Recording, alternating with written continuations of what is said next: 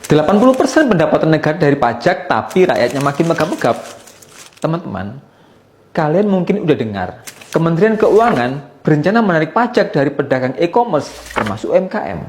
Saya tahu, ini bukan hal baru, tapi ini penting banget buat kita pikirkan bareng.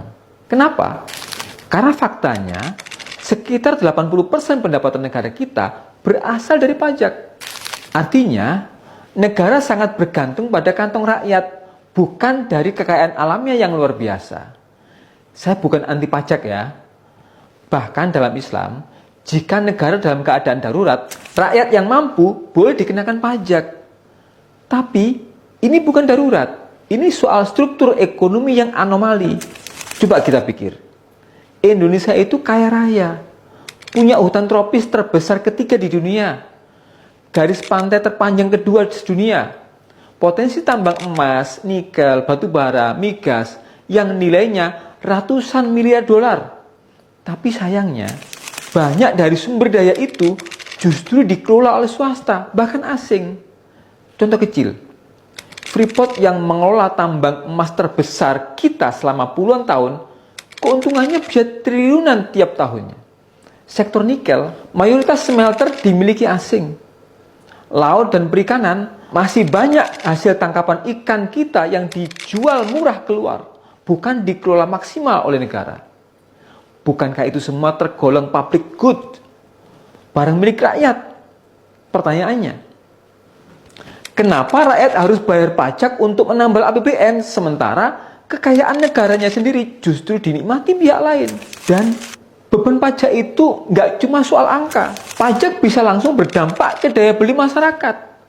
Daya beli turun, permintaan barang turun, produksi melambat, tenaga kerja dikurangi. Itu rantai kemiskinan yang nyata. Di kuartal 1 2024, Badan Pusat Statistik mencatat tingkat pengangguran masih di atas 7 juta orang.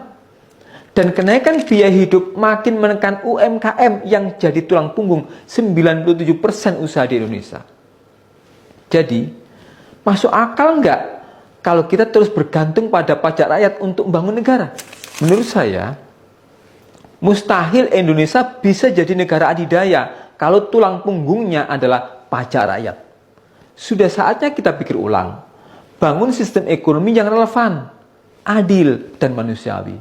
Bukan sekedar ikut pola kapitalisme global, tapi ekonomi yang lahir dari fitrah manusia. Ekonomi yang terinspirasi dari sistem sang pencipta, Allah Subhanahu wa Ta'ala. Dalam sistem itu, sumber daya alam dikelola oleh negara untuk rakyat. Negara nggak bergantung pada pajak konsumsi, tapi pada produktivitas real dan pengelolaan aset publik. Kalau itu dibangun, ekonomi stabil, daya beli kuat, dan wibawa pemerintah pun naik di mata rakyat dan dunia. Masih yakin pajak rakyat bisa jadi fondasi Indonesia adidaya? Atau waktunya kita bangun ulang sistem ekonominya? Tulis pikiran kamu di kolom komentar.